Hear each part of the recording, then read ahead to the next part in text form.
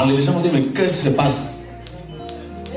Des pasteurs qui vont retrouver la vitalité, la force spirituelle, ils vont retrouver l'onction, ils vont retrouver. Vous ne voyez pas que quand vous recevez ce message-là, vous commencez à prier sans cesse, vous commencez à lire la Bible autrement, vous commencez à jeûner, vous commencez à prier, à pleurer, l'onction coule sur vous. Vous n'avez pas compris que c'est le réveil, vous n'avez pas compris que c'est la résurrection, c'est la puissance de la résurrection.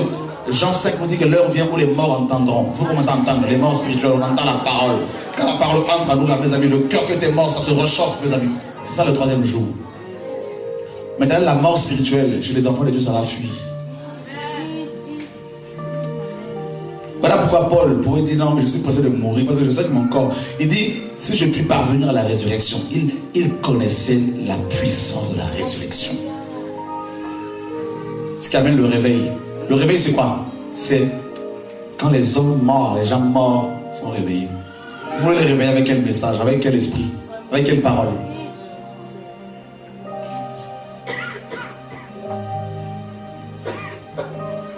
Vous ne pouvez pas rester dans un... Quand vous entendez cette parole-là, la semence, c'est fini. Vous ne pouvez plus vous asseoir comme ça, là, scotché à une chaise, là, éternellement. C'est vous-même. Voilà pourquoi les anciens qui sont avec moi, ils doivent se préparer. Parce que s'ils ne sont pas à la page, ce sont les frères et sœurs qui vont les réveiller. Mais je vous dis, moi je fais ma part, chacun doit faire sa part. Parce que le feu va venir d'en bas. Le réveil. Alléluia. Qui veut vivre cette puissance de la résurrection dans le quotidien? Écoutez, c'est une onction que Dieu a commencé à libérer avec le ministère de Kakou Seven.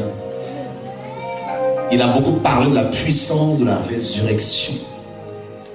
Vous voyez?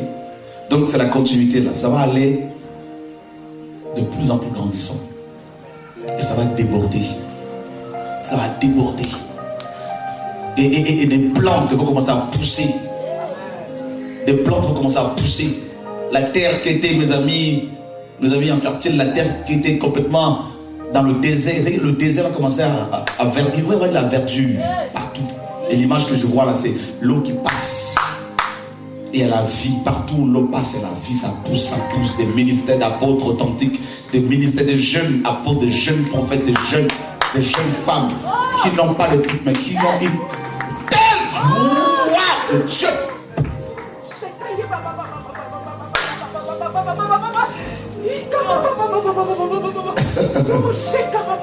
Vous croyez que c'est de la rigolade ici, mes amis? Nous sommes dans le 3e jour. Dieu a prophétisé. Il est le premier prophète.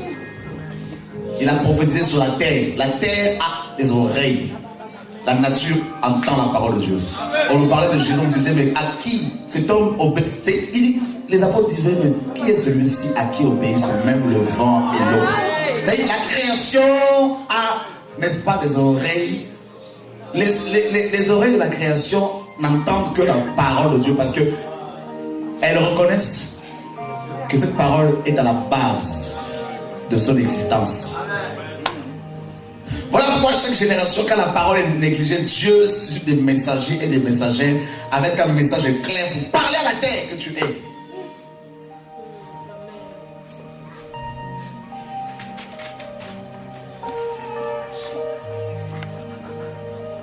La terre a été créée pour produire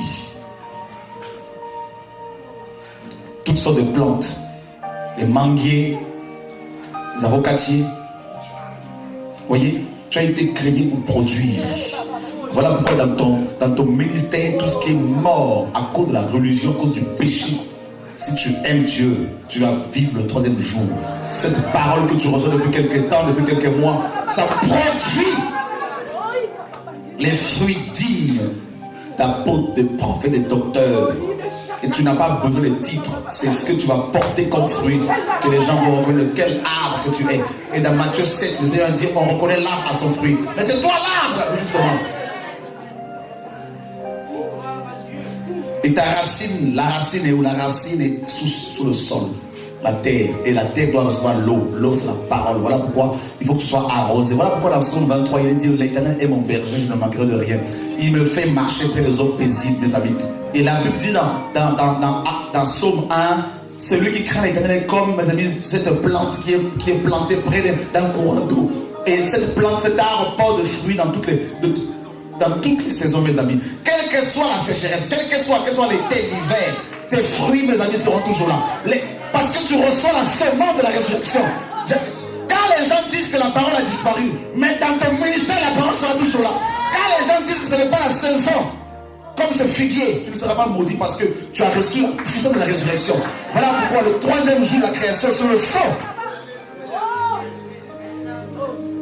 Il y a un arbre, l'arbre de vie, dont parle l'Apocalypse, mes amis, 21, 22. La Bible nous dit que cet arbre-là, mes amis, alléluia, est sur les deux bords du fleuve. Cet arbre-là enjambe le fleuve, ce fleuve. Et cet arbre produit des fruits pendant les 12 mois de l'année. Parce que l'eau est là, la résurrection, la puissance de la résurrection. Je dis au pasteur, vous n'avez pas de fruits, il faut recevoir la parole du troisième jour. Il faut crier à Dieu. Commence à prier au Seigneur. Comment dire: Seigneur, je veux cette parole que tu as libérée, que la terre produise. Si Dieu a dit que ton ministère doit produire, que le diable le veuille ou pas, tu produiras. Le problème, c'est la parole.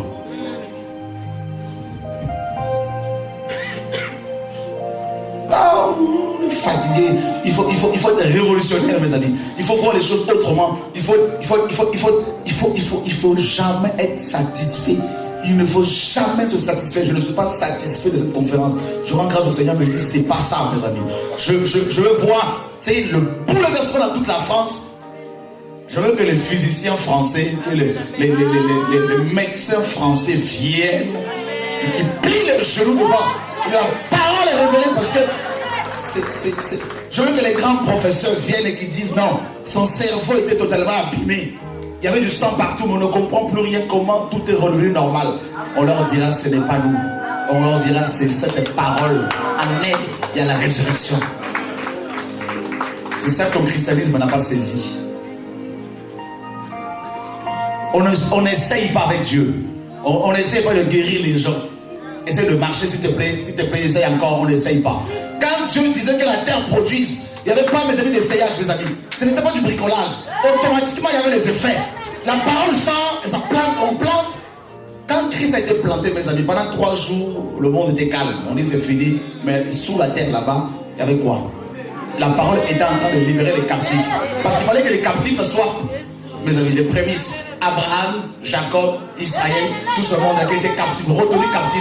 Et Éphésiens 4 nous dit qu'il est descendu dans les régions inférieures de la terre. Pourquoi? Parce que c'est une semence, la résurrection. Et vous savez, quand Dieu a dit la parole, que la terre reçoit la semence de la parole est descendue plus bas. Elle a travaillé, mes amis, on était tous retenus captifs, on avait peur de la mort. Elle a dit qu'il est monté dans les hauteurs avec les captifs. Il a fait des dons aux hommes. My God.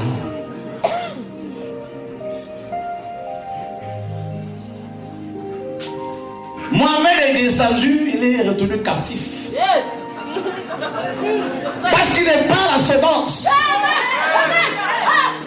Maintenant, quand tu reçois la semence de Christ, la puissance de la résurrection, ça c'est la première parabole, Luc 8. Et la deuxième parabole, celle du blé et de l'ivraie. Là maintenant, toi qui as reçu la parole, tu deviens une semence. Ça veut dire que même si on te persécute, même si on t'enterre, mes amis, pas. Oh.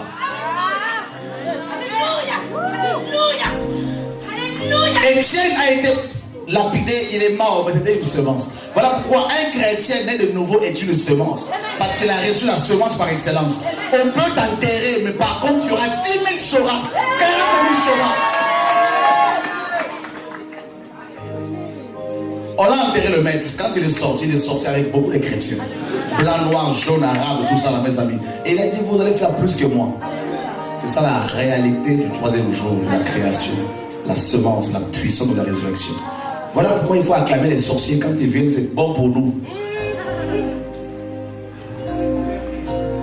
Parce qu'ils nous rendent service. Votre bénédiction est là, vous la chassez. Dieu vous donne l'occasion de pouvoir démontrer la puissance que vous avez. Vous commencez à avoir peur aussi, là, mes amis. C'est comme quelqu'un qui a un bazooka, tout ça bien. Oh, mes amis.